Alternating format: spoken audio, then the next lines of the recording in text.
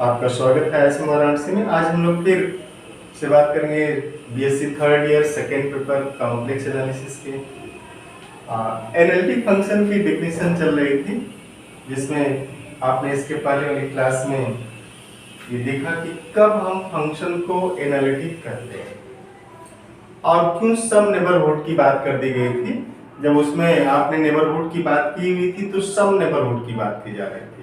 सम neighbourhood की बात इसलिए की जा रही थी क्योंकि अगर आप ऑल नेबरहुड की बात करेंगे, जब आप ऑल नेबरहुड की बात करेंगे तो पड़ोसी की पड़ोसी की पड़ोसी की पड़ोसी इस तरीके का कंसेप्ट आ जाएगा और फिर सारे लोग पड़ोसी हो जाएंगे। तो इसलिए डिफरेंशियबिलिटी जो चेक की जा रही थी कि इस पॉइंट पे डिफरेंशिएबल हो और उस पॉइंट की कुछ नेबरहुड के प्रत्येक पॉइंट पे अगर डिफरेंशिएबल है तो आपने फंक्शन को एनालिटिक कहा। तो एनालिटिक का मतलब था कि डिफरेंशियबिलिटी से थोड़ा सा एक larger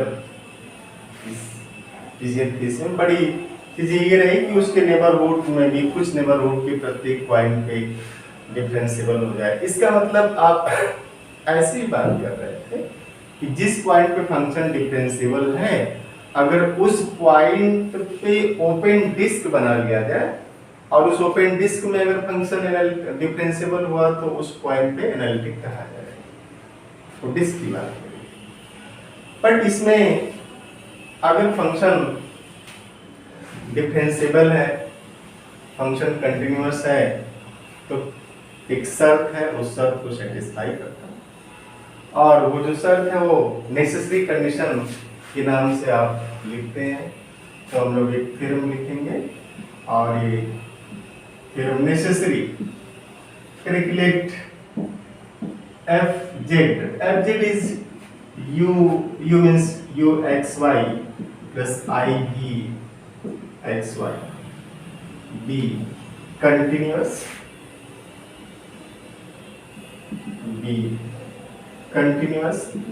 in some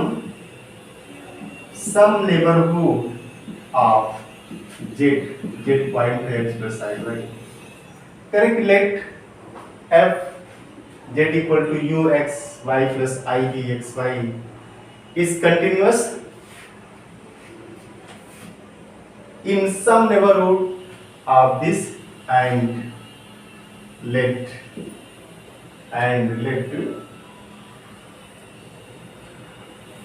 fz is differentiable at z।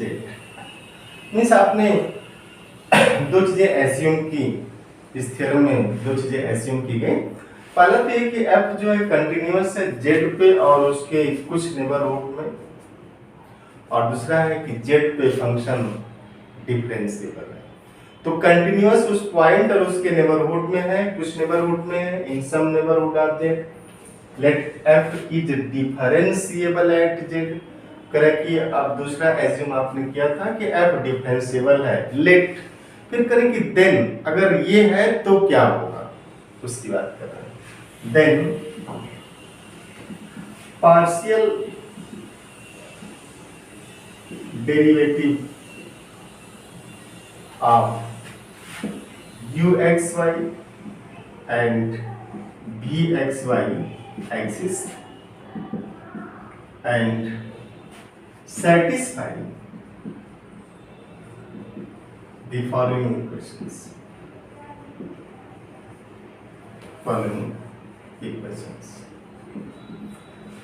और ये क्या है? del u by del x is del v by del y and del u by del y is minus del v by del x at z equal to x plus i y। ये statement है। तो अगर आ जाए कि state and prove necessary condition for function to be differentiable और function to be analytic, क्योंकि अगर डिफरेंशिएबल नहीं होगा तो फिर एनालिटिक की तो बात ही नहीं करेंगे आप। डिफरेंशियबिलिटी तो होनी चाहिए एनालिटिक होने के लिए। तो डिफरेंशियबिलिटी अगर फेल कर जाए तो फिर फेल ही होगा। अगर ये फंक्शन कंटिन्यूअस है in some neighbourhood of z, let f is differentiable at z, then partial derivative of u x y and v x y exist and satisfy the following equations। और जो following equations हैं ये, और इसी equation को आप CR equation का भी नाम देंगे, इस इक्वेशन को आप CR इक्वेशन भी कहेंगे।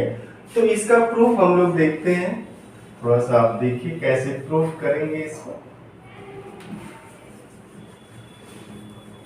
बड़ा ही सिंपल है, बस एक चीज आपको ध्यान में रखना है कि जब भी आप टू डायमेंशन मीन्स R2 में डिफरेंशियबिलिटी की बात करते हैं, कंटिन्यूटी की बात करते हैं, तो वहां पे along distinct along different path limit exist होने की बात, और R2 में या C में किसी पॉइंट पे लिमिट एग्जिस्ट तब करती है जब via every path it has same value, हर पाथ से सेम और फाइनाइट वैल्यू की बात हो रही है, सेम पाथ से फाइनाइट वैल्यू रख रही हो, सेम फाइनाइट वैल्यू मींस कोई पाथ अगर y इक्वल टू mx है, y equal to mx square है, y equal to mx cube है, y इक्वल टू समथिंग है जो उस पॉइंट से पास हो रहा हो, तो उसके एलॉन्ग लिमिट सेम आनी चाहिए, तभी आप बोलेंगे कि इसकी लिमिट एग्जिस्ट कर रही है।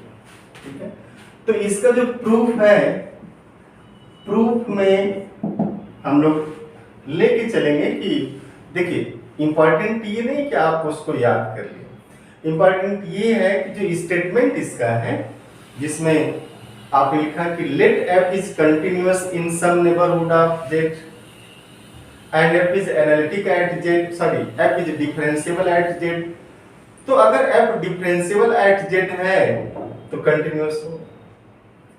तो जो आपने लेट किया है कि लेट f is differentiable, तो आप यहीं से इसको स्टार्ट करेंगे। इसका जो प्रूफ है, जो स्टेटमेंट में है कि let f is continuous in some neighborhood of z and let f is differentiable at z, then, तो जो लेट किया फिर देन आपको शो करना है, तो हम लोग यूज करेंगे यहां से कि since fz equal to u x y plus i v x y is differentiable at z equal to x plus i y, ये since fz equal to u x y plus i v x y is differentiable at z equal to x plus i y, then जो इसकी definition है f dash z exist and this is limit del z tends to 0 and this is f of z plus del z minus f of z upon del z, देखेंगे और limit exist करेगी। अब जो है इसी, चूंकि ये जो फंक्शन है आपका f z u plus i b, तो जो f z plus del z होगा, आप देखिए since z equal to x plus i y, this implies del z is del x plus i del y, देखेंगे ना। तो जो ये टर्म है एफ जेड को x plus i y, del z को del x plus i del y, जब आप इसमें ब्रेक करेंगे तो आ जाएगा कि यहां से अगर del z tends to zero होगा, इसका मतलब हो जाएगा कि when del z tends to zero means del x tends to zero and del y tends to zero. ये आप थोड़ा सा ध्यान में रखेंगे। तो ये आपने लिखा तो फिर हो जाएगा कि F dash Z is limit del x tends to 0, del y tends to 0, and here fz को इस तरीके से लिखना, x में f of z plus del z, तो f of z plus del z means जो x है उसमें del x जोड़ना है, जो y उसमें del y जोड़ना है, जो x है del x जोड़ना है, जो y उसमें del y जोड़ना है। तो this is u x plus del x, y plus del y plus i times भी, मैं इधर थोड़ा सा मिटा रहा हूं, स्पेस कम है,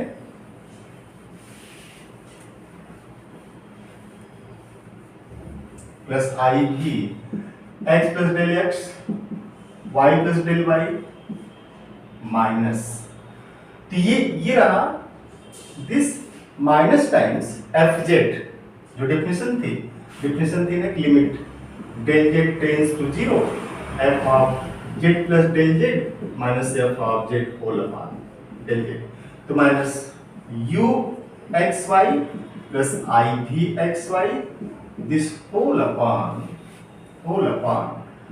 del x plus i del y, provided limit exist, क्योंकि आपने लिया कि डिफरेंशिएबल है। तो अब जो है del x tends to zero del y tends to zero, हमें पॉइंट किस पे लेना था, जेड पे लेना था, जेड हमारा पॉइंट क्या था, एक्स प्लस आई वाई था। तो अब दो पाथ सेलेक्ट करेंगे, देखिए हम लोग ले लेते हैं कि ये पॉइंट हमारा एक्स वाई है और यहां से डेल एक्स डेल वाई, तो ये जो कोऑर्डिनेट होगा x प्लस डेल एक्स और y प्लस डेल वाई हो जाएगा, ठीक है ना। और दूसरा पाथ यहीं पे कंसीडर कर लेते हैं ऐसे ही, इसे पाथ 1 का नाम देते हैं और इसे पाथ 2 का नाम देते हैं, दिस इज एक्स वाई, और इस तरीके से डेल वाई, ये point x plus del x and y plus del y, और ये डेल एक्स, पाथ 2 और पाथ 1। तो ये जो लिमिट है इसको हम लोग सबसे पहले क्या करें, इस पाथ 2 से इस पॉइंट P से होते हुए इस पॉइंट पे आए, ठीक है ना, या इसे P प्राइम कर दें, P प्राइम से P पे आए, इस पाथ से हमारा P prime to P।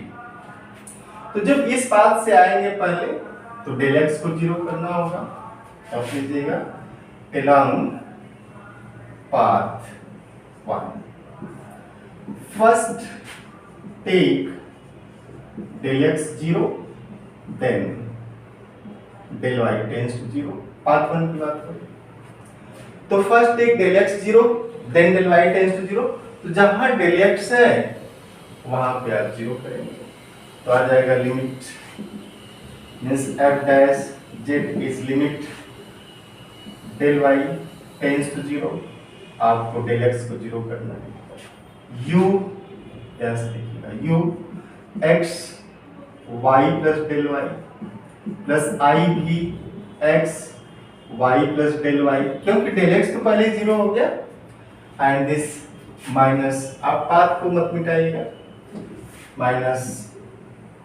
u x y minus i v x y, आप उसे जब ओपन करेंगे this whole upon i del y, क्योंकि जो डेल जेड है del z is del x plus i del y, तो जब आप डेल एक्स को 0 करेंगे तो del z tends to 0 implies i del y tends to 0, तो डेल वाई टेंस टू 0 क्योंकि आई तो 0 होगा नहीं। तो अब यहां से जब आप इसको लिखेंगे तो लिखिएगा this is limit del y tends to 0, देखिए u x y plus y plus del y minus u means u x y plus del y minus u x y this whole upon I del y and plus I times b x y plus del y and this minus b of x y this whole upon I del y, ठीक है। मैं ये ऊपर का मिटा रहा हूं, आप देखिए। तो जैसे आप इसको लिखेंगे ये जो पूरा पोर्शन है ये del u upon del y हो जाएगा, तो this implies f dash z is 1 upon I times del u upon del y and plus I भी, ये जो पूरा का पूरा है this is I by I del v by del y, इसे आप इक्वेशन 1 का नाम दे सकते हैं। और ये जो है इसको आप यहां से लिख सकते हैं कि minus i del u by del y plus del v by del x. See this is equation number 1। अब पाथ 2 के एलान हम लोग चलते हैं। पाथ 2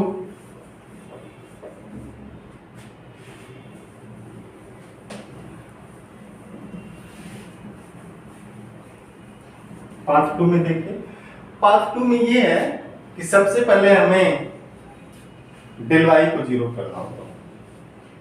पहले हम लोग पाथ 2 में डेल वाई को जीरो करेंगे। तो जब आप डेल वाई को जीरो करेंगे, नाउ along path 2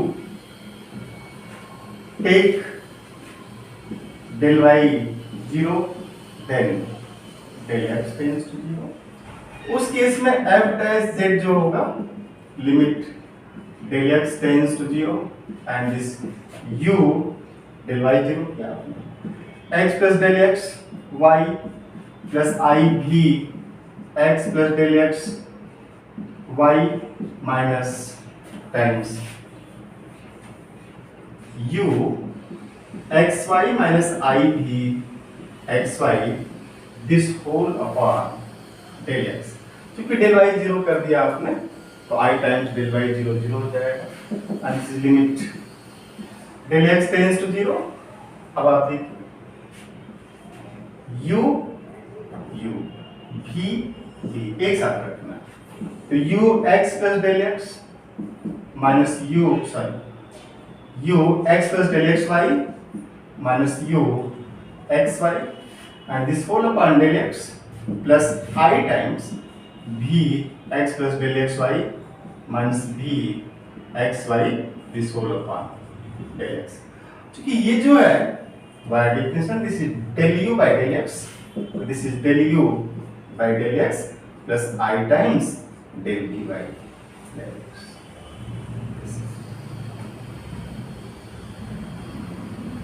ठीक है, इससे आप इक्वेशन नंबर 2 कर ध्यान से देखिए।